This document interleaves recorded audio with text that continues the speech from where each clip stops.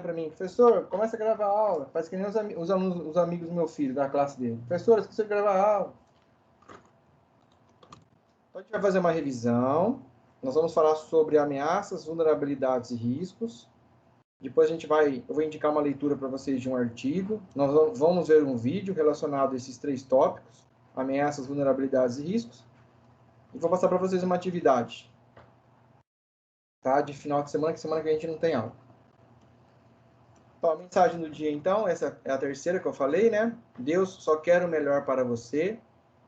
Talvez o caminho não seja fácil, suave, curto ou reto, mas levará você até onde você precisa estar, com Deus, como a sua companhia constante. Então, aqui nossos amigos estão enfrentando uma tempestade, né? E agora, um dia acabou a tempestade, acalmou. Então, a confiança sintoniza você com o comprimento de onda da música do universo.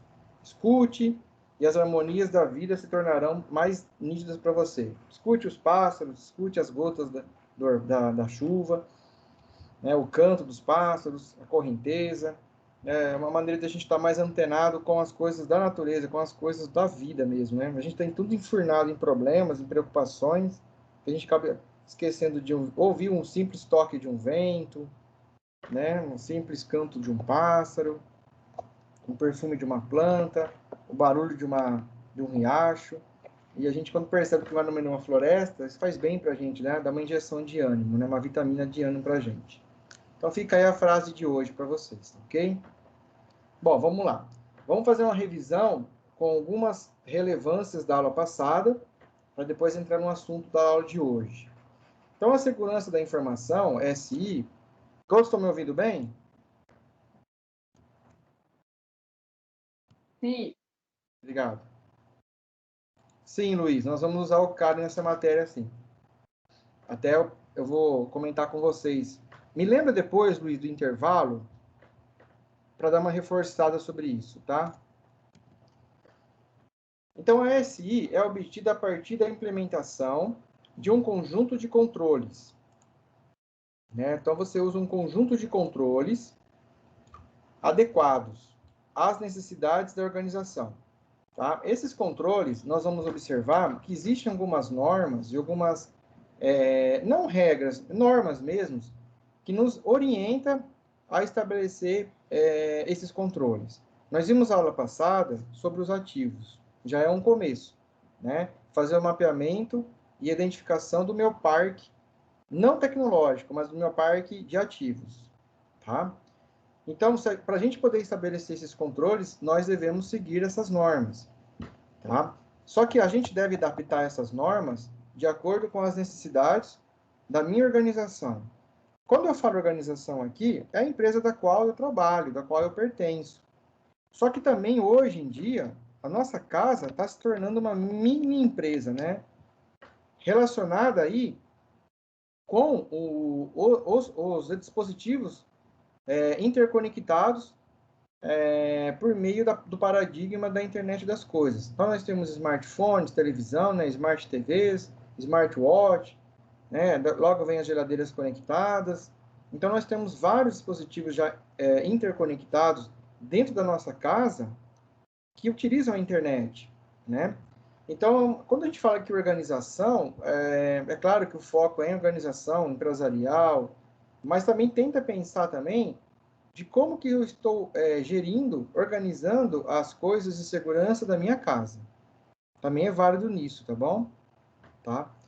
Bom, esses controles, eles precisam ser estabelecidos, né, implementados, monitorados, analisados e melhorados para garantir que os objetivos do negócio e de segurança sejam atendidos. Então, esse processo aqui, do meio, é um processo constante, né? Então, primeiro você estabelece e implementa. Aí você vai monitorando, né? Monitorando, que o monitoramento desses controles, né? Ele ajuda a identificar quando há uma falha ou quando há uma necessidade de atualizá-los, né? Então, você monitora, você analisa, tá? E aí, quando você verificar a necessidade de melhoria, de atualização, Você vai lá e aplica esse processo de melhorias de atualização, tá? E aí você consegue manter aí um nível aceitável e fazer com que os objetivos da empresa, do negócio, né, o ramo de negócio, a regra de negócio da empresa continue atendendo aí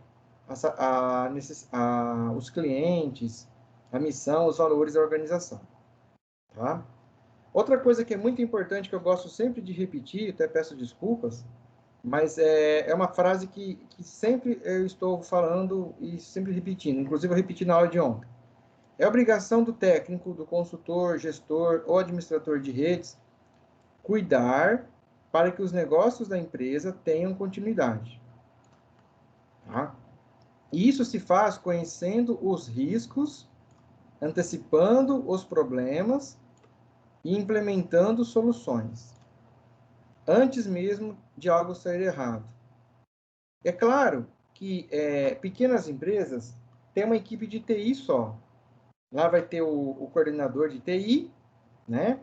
E ali você vai ter, por exemplo, um programador e vai ter um cara que faz tudo, que é analista de suporte, que é analista de redes e também implementa as coisas de segurança, ok? Só que às vezes essa pessoa acaba se sobrecarregando muito. Então, os processos de segurança e até mesmo de infraestrutura de redes vão acabar sendo feitos pela metade. Agora, quando você tem uma empresa de médio porte, né, com, sei lá, uns 500 funcionários para cima, né, uma empresa maior, essa equipe ela é dividida, né? Então, ela é dividida por exemplo, se ela tiver desenvolvimento próprio, você vai ter somente a equipe de desenvolvimento, de análise de sistemas, de engenharia de software.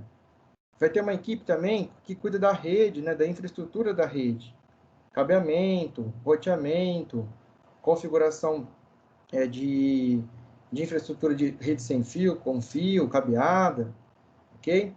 Implantação de servidores, e vai ter também uma outra equipe que é denominada a equipe de segurança. Porém, essas três equipes, elas devem estar integradas, né? Conversando a mesma língua, o mesmo entendimento. Mas é difícil falar para você aqui que a empresa tem que ter uma equipe dessa, porque depende muito da necessidade da corporação, entendeu? Tem empresas aí, por exemplo, bancos, que tem uma equipe de TI, de SI muito grande, de sistema de segurança, né? Porque ela tem que estar altamente preocupada aí com as ameaças, com os ataques, né? Órgãos do governo deveriam estar, né? E a gente sabe que depende muito da cultura da organização, da cultura da cidade. O que é bom, né, por experiência própria minha, eu falo como eu agora, que de uns 10 anos para cá, 10 anos antes, não tinha essa cultura em certas organizações de pequeno porte, com 100, 120 funcionários aí, e principalmente aqui no interior, né? Quando você vai para São Paulo, quando você vai para a capital, você conversa, às vezes você fala assim, poxa, eu estou conversando com uma pessoa que trabalha lá na TI da mesma empresa minha, pode ser filial ou matriz, né? E o cara, ou pode ser empresas, assim, como se diz, cooperativas, né, que trabalham juntas, mas ao mesmo tempo cada um tem a sua autonomia. E aí você vê que a pessoa fala tantas coisas que às vezes você nem conhecia, né? Ou às vezes você não chegou a precisar daquilo ainda. Mas hoje em dia, né, voltando de 10 anos para cá, a segurança, no mínimo, as empresas estão instalando aí políticas de segurança da informação, coisas que não tinham, ou coisas que tinham, mas não tinha essa mentalidade, né? Talvez aí a Fernanda tem muito contato com a Fernanda, né? Foi minha aluna no técnico, ela está fazendo um trabalho aí de PSI, né, Fernanda? E não sei, hoje acredito que as empresas estejam mais preocupadas em cuidar desse documento, realmente, documento físico da política de segurança da informação. E também criar aí, perímetros, né? Criar barreiras, como a gente vai ver aí durante a aula, para que se estabeleça níveis de segurança. Tá? Mas hoje eu volto a dizer novamente, procurem traduzir também isso não só para organizações, empresariais, corporativas, mas também para a nossa casa. O que esse assunto, o que esses termos podem melhorar na minha casa? Né? É claro que eu não vou estabelecer um documento da Política de Segurança da Informação, da PSI, da minha casa, né? Mas, no mínimo, eu posso ter um roteador aí que tenha duas redes, a rede da visita e a rede de uso interno da minha casa, né? Eu estabeleço aí alguns sistemas de segurança. Por exemplo, no meu roteador eu não deixo lá fazer um upload de acima de 1 GB, né? Se for ter um upload de acima de 1 GB, aquele bloqueio, estabeleço algumas regras. Alguma pergunta até aí?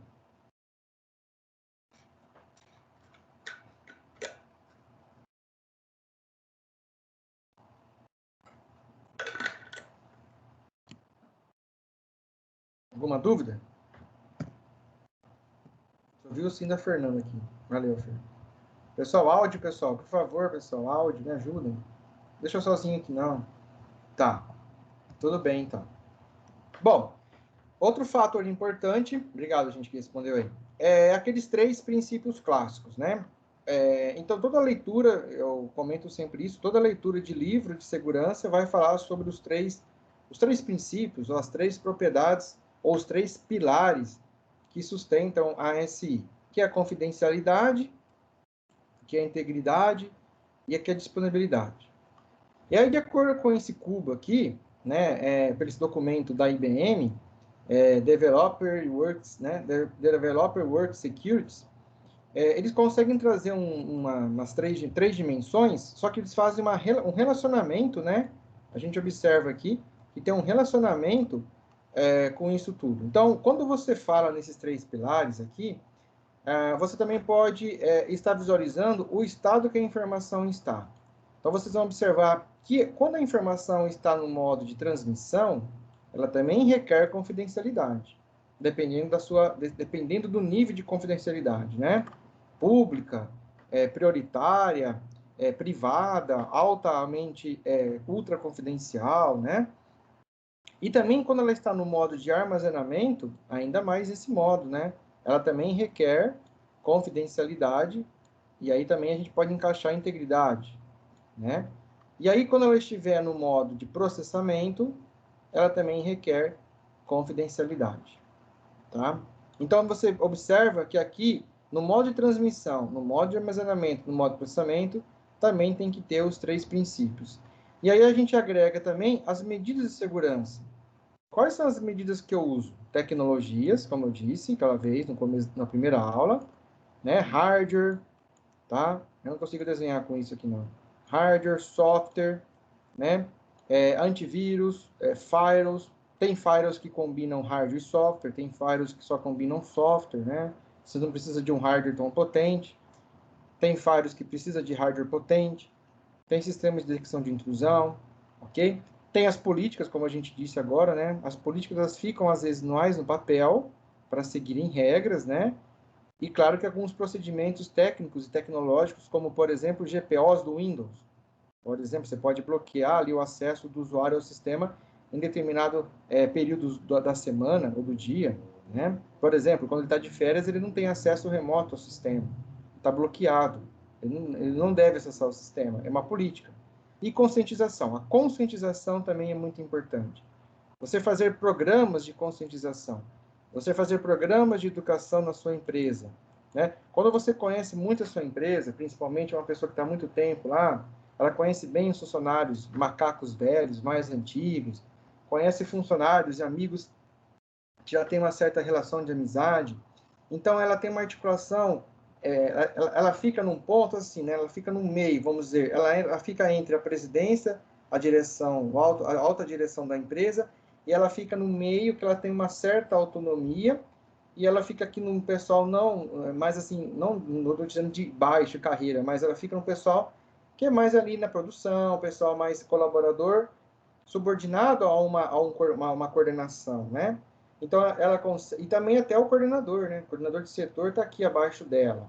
Então, ela tem eu digo assim, em questão de autonomia, de hierarquia. Então, ela pode estabelecer uma política de segurança de acordo com a diretoria, que também vai afetar a diretoria, desde que ela aceite, né?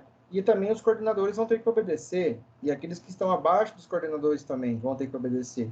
Então, essa pessoa, ela tem assim, ela teria totalmente autonomia de poder estabelecer educação, conscientização, palestras, programas de aprendizado, para que esses funcionários aprendam sobre a segurança, né? Por exemplo, as maneiras com que eles recebem e-mail, né? Não abrir qualquer e-mail, não abrir qualquer anexo, desconfiar de um anexo, desconfiar de um e-mail. Hoje a gente sabe que a porta de entrada de vírus, né, de uma organização ainda continua sendo os e-mails, os phishings, né? Então tem tudo a ver com essa questão de educação e conscientização.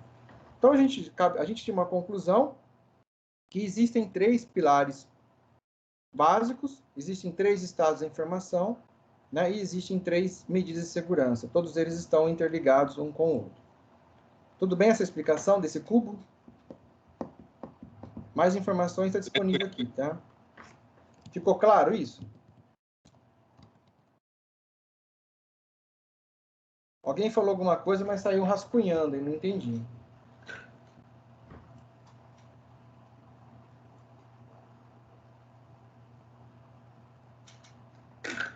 Posso continuar?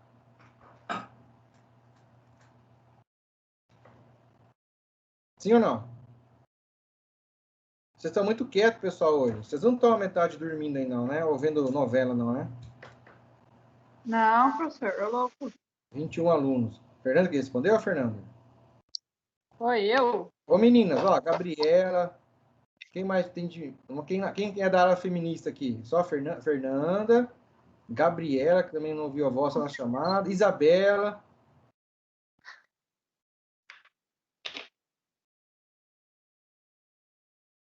Então, bom, vamos lá, pessoal.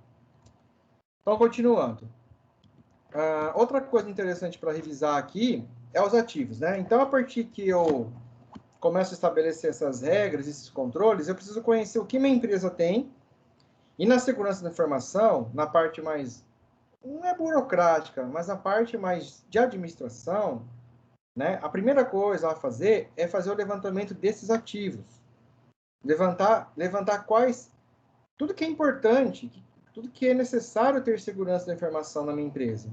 Então, a gente sabe que os ativos são divididos em 2, que é os primários, né? Ativos primários e ativos de suporte à infraestrutura. Os ativos primários, eles são subcategorizados em processos e atividades de negócio. E informação. Ontem um aluno deu um show de explicação para mim, quando eu pedi para ele assim, me dá um exemplo de um ativo de processo e atividades de negócio. E informação. Quem pode me falar sobre isso? Aqui a gente tem uma teoria muito bonita, né?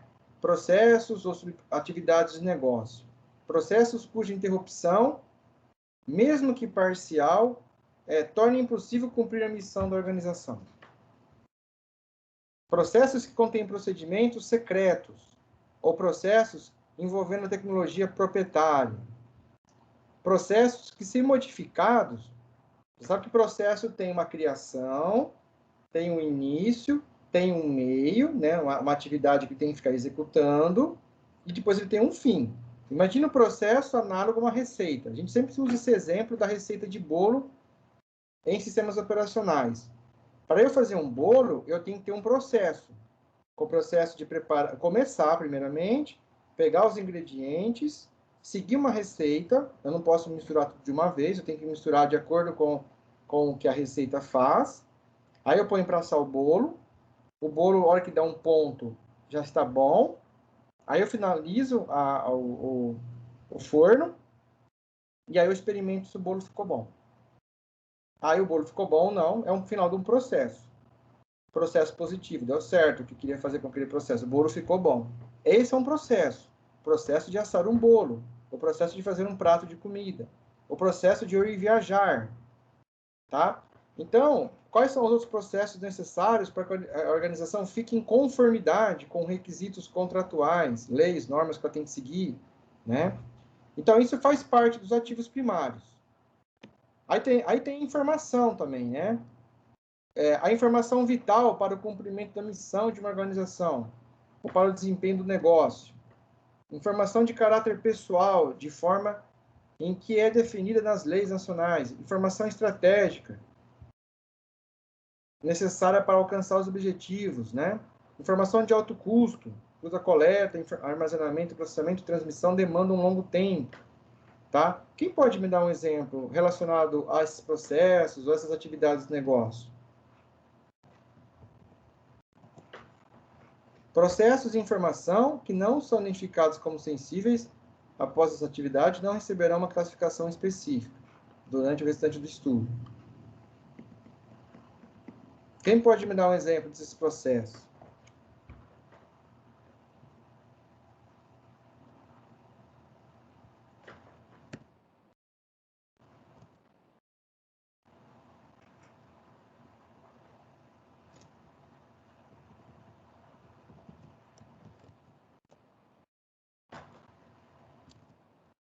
Ninguém, pessoal? Vocês não estão entendendo ou ninguém quer falar? Se tiver vergonha, tem um chat. Na sala de aula ao vivo não tem como usar um chat, mas aqui tem.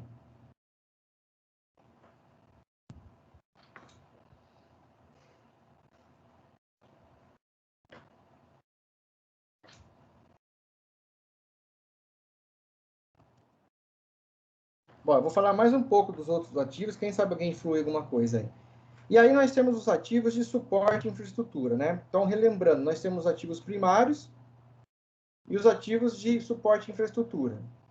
Na verdade, eles são aqueles elementos, né, primários do escopo onde se apoia, né? Os quais, perdão, acabei lendo aqui e pensei uma coisa e falei, os ativos de suporte à infraestrutura são os quais os elementos primários do escopo se apoiam, né? Então, os quais esses elementos primários aqui vão precisar se apoiar, né? Então, eles vão se apoiar os processos de negócio, né? Financeiro, por exemplo, os processos de negócio de vendas, negócios de análise de futuro mercado, né? Análise de tendências, né? Análise de investimento de ações. Eles precisam de hardware para funcionar, para processar, para fazer armazenamento, para consultar, para gerar relatório, né? De software para gerar relatório, a rede para trafegar a troca de dados, os recursos humanos, até as pessoas caem agora aqui nessa classificação de processos, de ativos.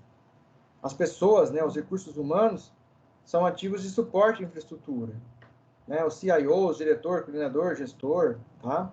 A instalação física do prédio, da empresa, edificação, localidades da empresa, serviços essenciais, quem presta serviço de telefonia, quem presta serviço de internet, quem presta serviço de monitoramento de segurança em relação a predial, né, infraestrutura física, a própria estrutura de organização, quais são as hierarquias, quais são as autoridades, é diretor, é presidente, é dono, né? Os fornecedores que essa empresa possui, isso é muito importante conhecer os fornecedores, principalmente os consultores também, aquele consultor que vai indo lá uma vez por mês ou duas, ou cada 3 vezes por ano. Quem são as empresas que prestam serviços terceirizados? Tem empresas que contratam, por exemplo, ou estagiário ou funcionário, no prazo de 3 a 6 meses, ou ele fecha o contrato, ou depois ele contrata, né? Então, ele efetiva esse funcionário. Então, a certo ponto, ele é terceirizado. Então, isso aqui é um ativo de suporte de infraestrutura para que aqueles processos, as regras de negócio de uma empresa funcionem. Então, você fazendo esse levantamento, você conhecendo isso inicialmente, que é a primeira coisa, né, que você tem que fazer, primeiro processo, vamos dizer assim, você já vai ter uma visão de como a tua empresa funciona, o que que ela tem ali, né, o que é o produto principal dela, né, quem são as pessoas, quem são os coordenadores, né, quais são os servidores, os softwares que ela usa, né? É mais ou menos você querer abraçar tudo, né? E isso que não é fácil de se fazer, né? Se você for um só, principalmente, você vai levar meses, dependendo também do tamanho da organização. Então, primeira coisa que você for fazer numa lista de suporte, de segurança da informação, é esse levantamento inicial. E aí, quem deu uma luz para mim aqui de ativos de negócio, de ativos de atividades de negócios, processos de negócio e informação? Ninguém vai falar nada?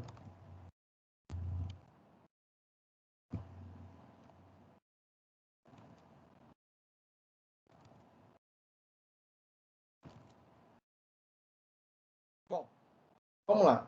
Um exemplo que o aluno me deu ontem bacana é assim, ele falou de uma empresa, uma transportadora. Então, a transportadora, ela tem o produto dela, né, a regra de negócio dela, né, o processo de negócio dela é transportar produtos, bens de um lugar para outro. E aí, isso seria a missão da organização. Aí ele falou assim para mim, professor, um apontamento. Por exemplo, aquela informação que ela é sigilosa, ela é confidencial para a empresa, entre o cliente e a empresa, um determinado cliente, quando ele faz a contratação do transporte, da logística, né? A rota, né? Então, a rota, da onde aquela mercadoria vai passar até chegar no seu destino, até o seu final, essa rota, ela é muito importante. Esse é um apontamento. Outro apontamento, o produto, a carga. O que ele está levando? Uma carreta, um container cheio de celulares, um container cheio de orquídeas valiosas, um container cheio, por exemplo, de dinheiro. Então, isso é informação sigilosa, como a referente ao produto e também como referente à rota. Se essa informação é vazada, se essa informação ela é exfiltrada, ela é exposta, exfiltrada, ela sai da organização de modo errado, o que acontece? A carga vai estar em perigo e os atacantes, né, as ameaças, elas vão estar detendo de informações daquela determinada rota. Então, vai estar sofrendo vários perigos de roubo, né, roubos de carga, sequestro das informações, ou até, em último caso, um desvio de rota. Se ele estiver usando aí um sistema de geolocalização, né, por meio de GPS, o que vai acontecer? Pode ser que esse sistema de GPS sofra um ataque, e aí é desviada essa rota. A rota é enganada, pode acontecer isso também. Isso é um exemplo de ativo primário. A rota. Entenderam agora ou não? Eu acho que não estou falando tanto grego assim, né? Entenderam, pessoal? Um exemplo seria os dados do cliente, a Fernanda falou. Sim, Fernanda. Os dados do cliente hoje é um dos principais, dos principais dados que toda organização tem que proteger, né? Por exemplo, aquele negócio da padaria lá, da fidelidade, né? Programa de fidelidade da padaria. Tem padarias que não fazem isso. Estou dando um exemplo da padaria, mas tem outras empresas. A partir que a empresa tem aí o programa de fidelidade, ela está começando a guardar dados mais sensíveis, né, do cliente. O CPF, o RG, o endereço da casa dele, o WhatsApp. Então, são informações que, se elas forem vazadas e usar por fins maliciosos, já vai trazendo certas informações aí de um cliente, né, para sofrer sérias ameaças, vamos dizer assim. Então, os dados dos clientes, né, toda vez que você trabalha com dados de clientes, de terceiros, você tem aí que seguir as normas, as leis, né, e tudo mais. Vai ter um período da nossa aula aí, que a gente vai estar falando sobre a LGPD, que entrou em vigor, né, desde 2018, entrou em vigor aí no ano passado. Aí eu vou convidar um quase parente meu já, né, mas ele namora minha prima, e ele vai dar uma palestra para vocês. Ele é advogado, né? E ele vai falar sobre a LGPD para vocês. Aí eu vou trazer ele para ele falar com mais detalhes, numa visão de direito, não numa visão assim mais tecnológica como a nossa, né? Com certeza ele entende muito mais do que eu, ok? Bom, vamos lá. Então a gente sabe que para o início do planejamento a gente vai inventariar os ativos, né? E a gente vai classificar em categorias. Então, a gente pode usar esse resumo aqui, né? Eu posso enxergar os ativos como as informações, a gente acabou de falar agora, dados de clientes, dados sobre a rota, dados sobre a logística, dados sobre a carga em si. Então, toda informação registrada, a informação impressa também é importante, né? Sigilosa, é um ativo. As que estão armazenadas principalmente em dados, em bits, né? Os equipamentos que dão suporte para essas informações, né, durante o uso, durante o tráfego de informações, a troca de dados, o armazenamento, a recuperação dessa informação, né? Não a recuperação de backup, mas a recuperação de você querer um dado, você querer um relatório ela está disponível, né? Que é aquele terceiro princípio, disponibilidade. As aplicações, né? Quais são as aplicações que minha empresa usa, né? Ela usa Linux, ela usa Windows, ela usa os dois, ela usa programas de código-fonte aberta, né? Ela usa sistemas proprietários, ela mesma desenvolve, ela usa IRPs de terceiros contratados, né? E quais são os meus usuários? Eu tenho vários usuários aqui na empresa fazendo várias coisas e trabalhando em vários setores. E também tem vários tipos psicológicos também, descontentes, contentes, terroristas, nervosos, alegres demais. Então, isso também é um ativo para a empresa, tá bom? Bom, vamos lá. Ameaças, né? Vamos falar sobre ameaças. Se a gente for falar de ameaça, ficaria aqui uma aula inteira falando sobre ameaça. Então, o que é uma ameaça, né? Causa potencial, né? Um agente, causa potencial, agente, né? Potencial, porque é uma potência, deu incidente indesejado, né? Então, causou aí um incidente indesejado, que pode resultar em dano, né? Que pode resultar em dano para um sistema ou organização, de acordo com a ISO 27002. Eu não vou ficar falando a BNT, NBR, ISO e IEC 27002, tá, pessoal? Já expliquei a diferença, né? O que é isso aqui. E a gente vai ver na próxima aula a ISO 27002. Bom, a segurança da informação precisa prover mecanismos para impedir que as ameaças, né, impedir que as ameaças explorem vulnerabilidade. Essa frase aqui, pessoal, ameaças explorem vulnerabilidades, é outro mantra que eu gosto de falar bastante.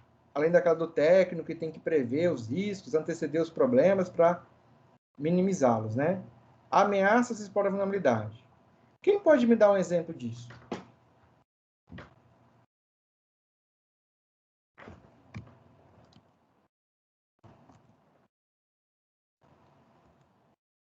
Muito cedo ainda para responder? Então vamos para frente.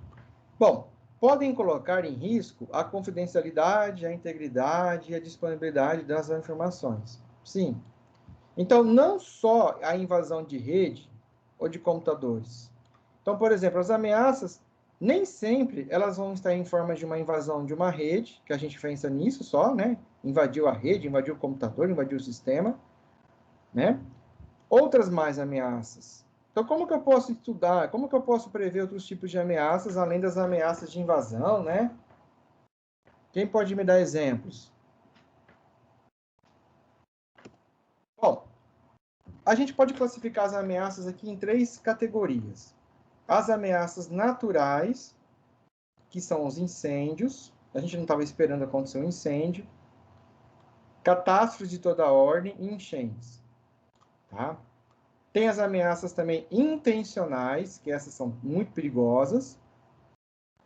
São as mais perigosas, que são os invasores, os funcionários descontentes, por isso que é bom conhecer bastante os seus colegas de trabalho.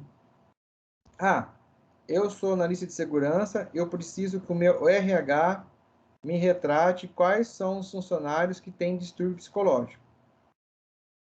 E aí, isso pode ser feito ou não? Eu, como analista de segurança da informação, eu posso pedir para o RH me passar para mim todos os meses quais são os funcionários que têm problemas psicológicos severos. Por exemplo, transtorno bipolar, transtorno do pânico, transtorno do humor, tentativas de suicídio, depressão. Vocês acham que isso, eu como analista de segurança, é bom eu saber quais são esses funcionários que podem fazer isso? E aí? Ou eu estou invadindo a privacidade do meu colega de trabalho? Vocês já nunca tinham pensado nisso?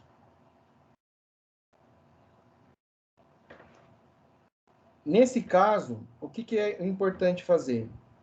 É importante ter uma política de segurança da empresa pronta, falando assim, ó, a empresa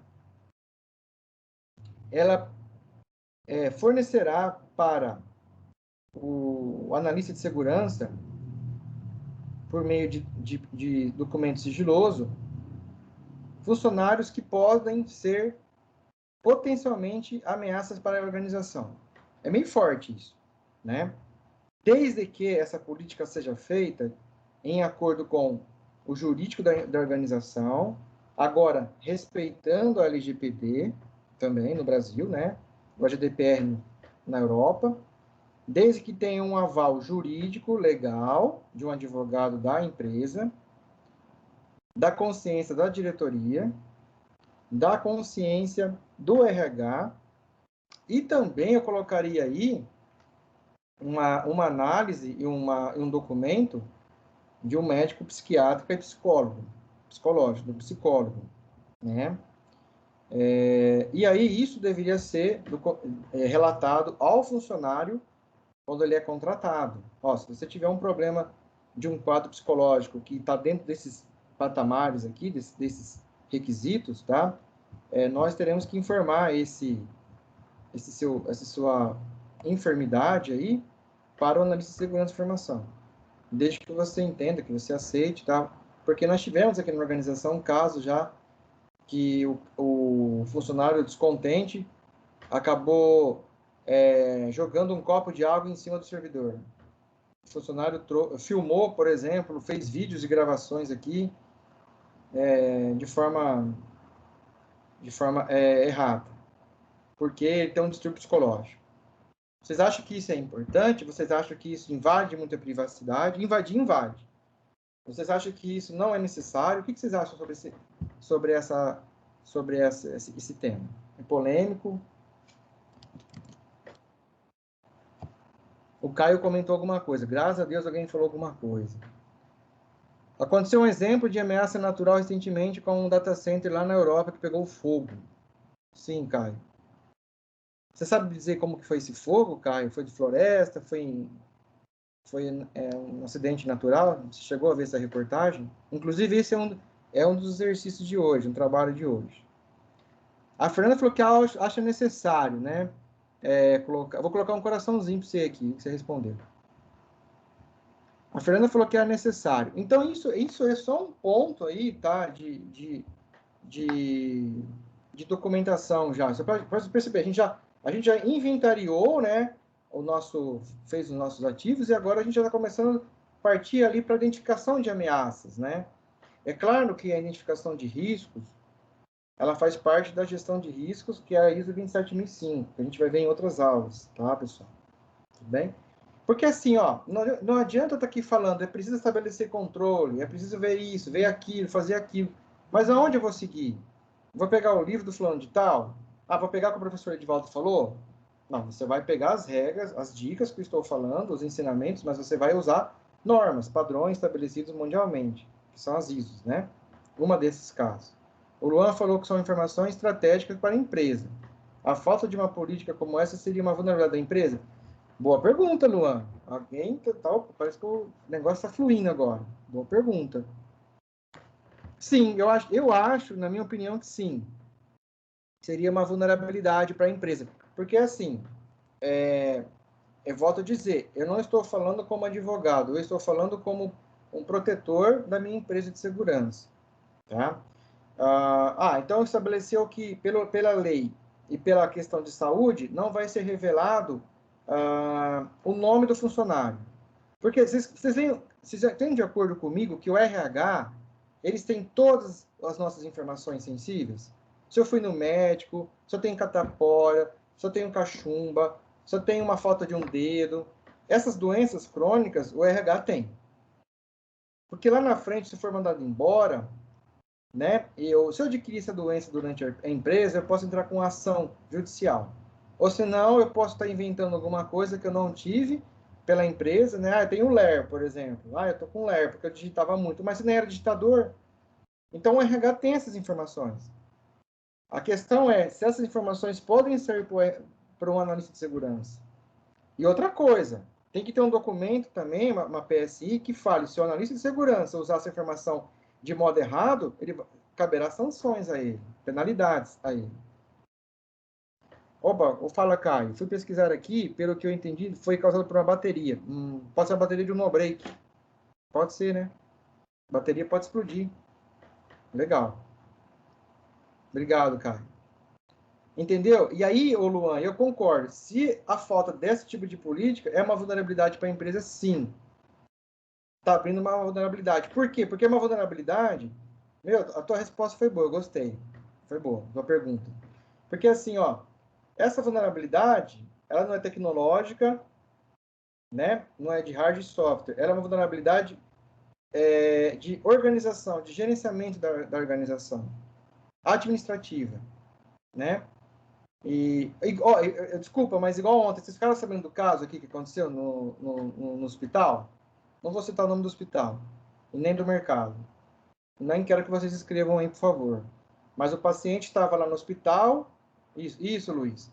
Estava no hospital, lá com Covid, aí ele estava com um problema de oxigênio, aí parece que ele recebeu, isso são as notícias que eu li por WhatsApp, não li a notícia pela íntegra do site de notícia, que infelizmente saiu isso no site de notícia.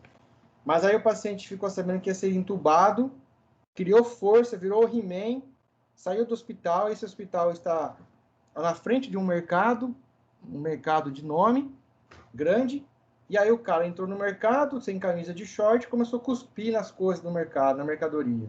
O cara é pancado, né? Vai saber, né? Começou a cuspir e falou que também o povo tinha que pegar igual ele a doença. Aí precisou chamar a polícia, SAMU, imobilizaram o paciente, aí ficou com falta de ar, podia ter morrido, né? Aí fotos dele algemado na maca, o supermercado, entre aspas, foi um pouco prejudicado, o hospital também, acredito que sim, né? Quem imaginava que a pessoa ia sair desse jeito, no mercado, ficar cuspindo nas coisas? Então é um fato que a gente não está preparado para acontecer, né? É uma situação assim muito imprevisível, mas aconteceu, entendeu? Aconteceu. Então tem um pouquinho a ver com essa. O cara conseguiu pular a janela do quarto e a grade que tem uma frente na janela. Eu não sei, ele fugiu, será do quarto ou do pronto-socorro? Se tivesse um pronto-socorro na enfermaria, talvez, né? O cara virou o He-Man ali, né? No mau sentido, né? Foi do quarto? Olha só que quarto tem grade, né? De tela, né? Então, para você ver, quem imaginava que ia acontecer isso? Tá? Foi do quarto, eu não estava sabendo que é do quarto, Luiz. Então, pessoal, são situações que na minha empresa pode acontecer. Então, eu acho não, ô Luan, é uma vulnerabilidade sim, não ter uma política dessa. Entendeu? Bom assunto.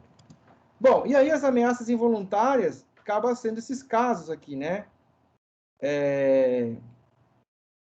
Aliás, perdão, as ameaças intencionais. As involuntárias, não intencionais, né? Não tem vontade de fazer aquilo, intenção, né? Que são os acidentes aí, né?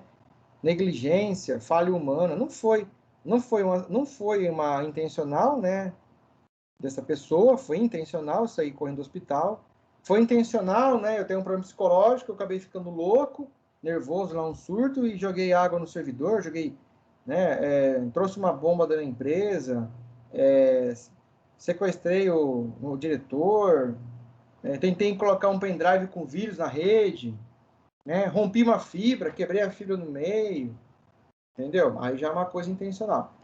E aí a negligência, a falha humana, é um despreparo, né? Então, se eu trabalho, por exemplo, com segurança, se eu não tiver um conhecimento aí médio das coisas, né? Ser contratado aí, não entender de segurança, não saber operar um Windows, um Linux, né? Eu sou um analista de sistemas e programo mal, é negligência, falha humana, é um despreparo, né? Então, são ameaças também podem ser involuntárias, né? Outra categoria de ameaça involuntária aí. É aquela ameaça que a gente não tem intenção, porém, por um descuido meu, ou por uma negligência, uma falta de preparo, de conhecimento, né? Aconteceu. Então, aí também pode ocorrer sanções, penalidades aí maiores, né? Agora, as naturais, pessoal, é a natureza que está aí, né? É aquilo que eu sempre falava com vocês, o técnico, né, pessoal? Por exemplo, aqui em Catanduva, a prefeitura, né? A prefeitura, ela fica do lado do rio. Tanto ela como uma empresa de café, né? A Cocan. E outras empresas pequenas também. O mercado municipal. Toda enchente que tem, a água entra na prefeitura, na Cocan, no Mercadão. Apesar que a Cocan tem um muro enorme lá agora.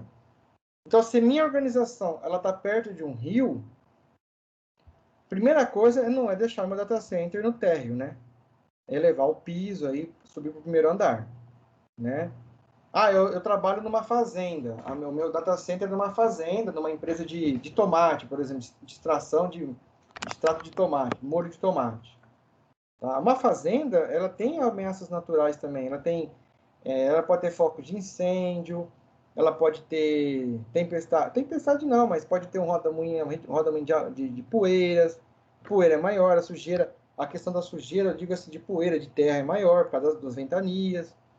Árvores, né, podem cair, agrotóxicos. Então, você tem que ter, por isso que você tem que conhecer ali o que te rodeia na sua organização, né?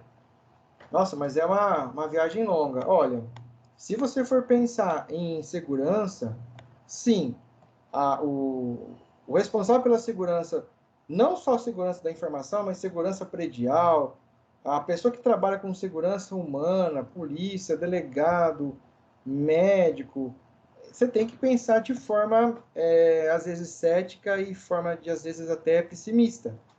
Né? É aquela coisa, prever o que pode acontecer. Quem imaginava que em 2001, né?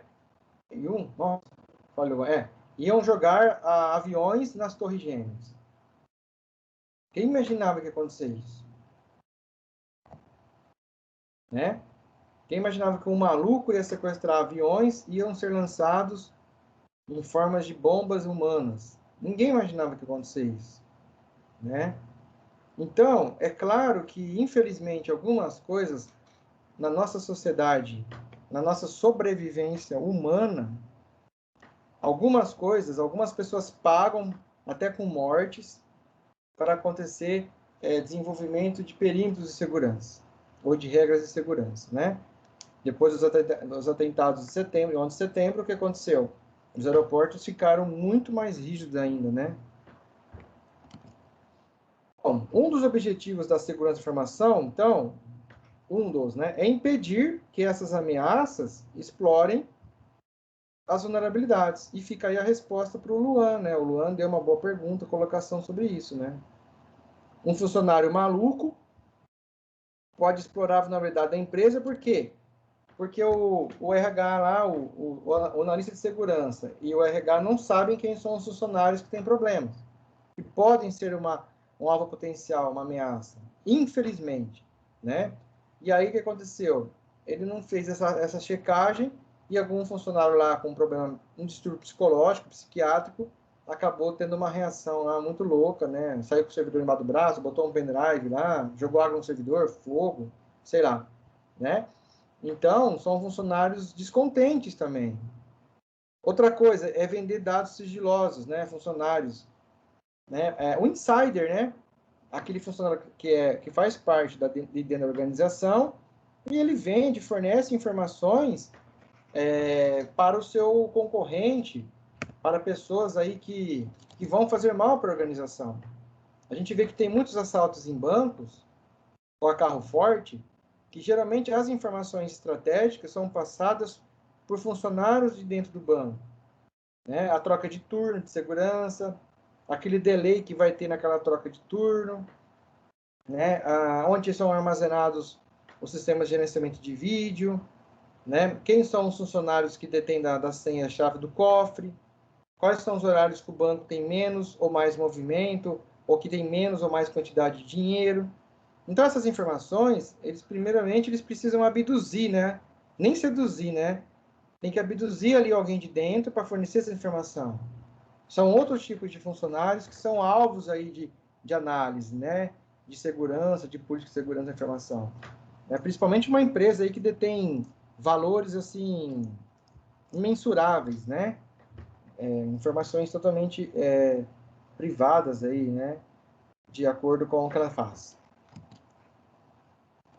E aí, o que você vai fazer para poder deter isso aí, né? Deter não, né? Você vai impedir no máximo aceitável. Controles, estabelecimento de perímetros, né? Senhas, até onde aquele funcionário pode chegar ou não, as barreiras, né? E aí, prevendo essas vulnerabilidades antes que sejam exploradas. É isso que é uma das principais ações. O analista de segurança muito sábio, é isso que ele vai fazer, ó. Ele vai prever, ele vai caçar a vulnerabilidade. Ele vive caçando vulnerabilidade e fraqueza em sistemas, em pessoas. E aí, o que vai acontecer? A hora que ele identificou uma vulnerabilidade, né, ele vai remediar, ele vai corrigir, ele vai estancar ele vai corrigir aquela vulnerabilidade, né, antes que um invasor faça primeiro. Se não for dele, vai ser um invasor, né? Aqui tá falando de invasor, tá falando de cracker também, né, de cara malicioso, né? Então é melhor que eu explore a vulnerabilidade primeiro, detecte-a, e depois estanque-a, corrija, né? Bota um remendo lá, baixa o patch, faz o download do hotfix, porque senão o invasor não vai ter piedade. O invasor vai ser do Cobra Kai, sem compaixão. Ele não quer saber, ele vai invadir, tá? As ameaças, elas podem ser, como dizendo aqui, né? Erros humanos, como a gente falou já, falhas de hardware, falhas de software, ações da natureza, terrorismo está em vigor hoje, né? A gente tem um cyberterrorismo, né? Vandalismo, entre outras. Sobre o terrorismo, num evento do Fórum de Segurança, no Fórum de CECIRTES, né, de Segurança do NIC-BR, lá do CERT-BR, eu não lembro se ele é general, capitão da empresa de redes brasileira, eu não lembro agora o nome dele. Ele disse que hoje a gente tem 4 áreas de defesa, né? Nós temos a terra, terrestre, que é o exército, a marinha, né? A aeronáutica, que é a aviação de ar, e a digital, que é a computação, né? O cyberterrorismo, né? É uma outra linha de defesa, é um outro espaço, um quarto espaço de defesa de contramedidas, né? De ações, de ataques e defesas que um governo, que um país tem que ter, certo? Hoje a gente tem equipes, né, do Exército trabalhando nessa contra-inteligência. O pessoal aí trabalha no Exército, ele segue toda aquela linha do Exército lá, né? Só que ele trabalha na segurança do país, né? E tem países que usam, vamos dizer assim, né? Soldados para atacar outros países, né? Para roubar informação. Bom, vulnerabilidades. Dá tempo ainda de falar, né? Eu vou falar de vulnerabilidades aqui, depois a gente faz um intervalo. Bom, a gente viu o que é uma ameaça, e agora a vulnerabilidade é qualquer fraqueza, né? Qualquer fraqueza que possa ser explorada para comprometer a segurança do sistema das informações, né? Então, ela é também vista como fragilidade, né? Um ativo tem uma fragilidade, ou um grupo de ativos, né? Que pode ser explorada por uma ou mais ameaças, de acordo com a ISO 27002. É igual aquela imagem que a gente sempre vê da corrente, né?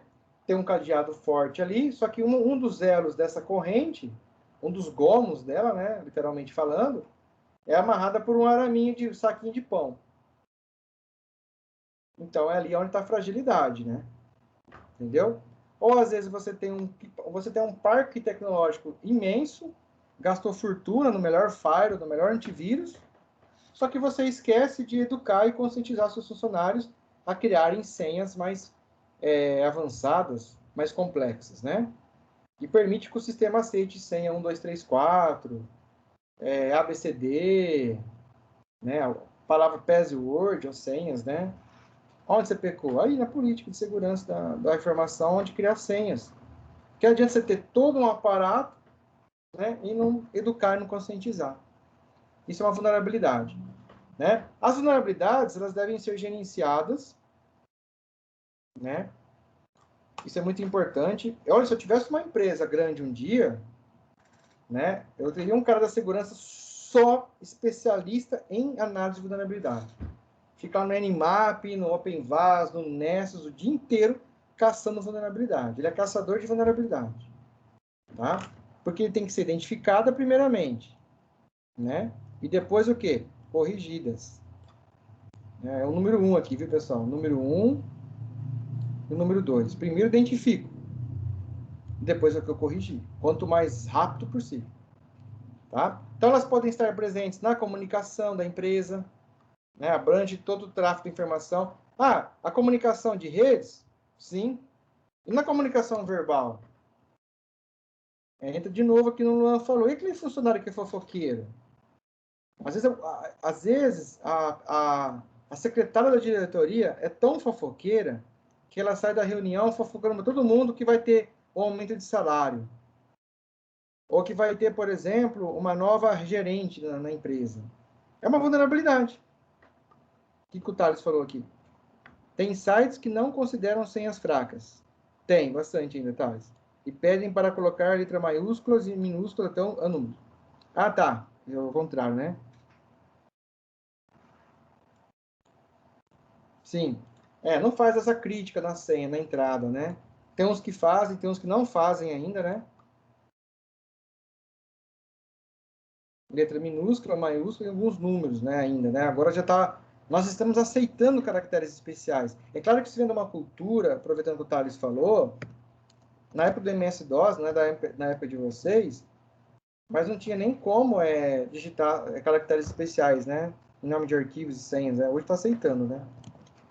Bom, pessoal, vou parar por aqui em vulnerabilidades, no slide 15. Voltamos 5 para as 9. Combinado ou não? Combinado? Então, 8 horas e 55. Bom descanso para vocês. Boa janta, bom lanche.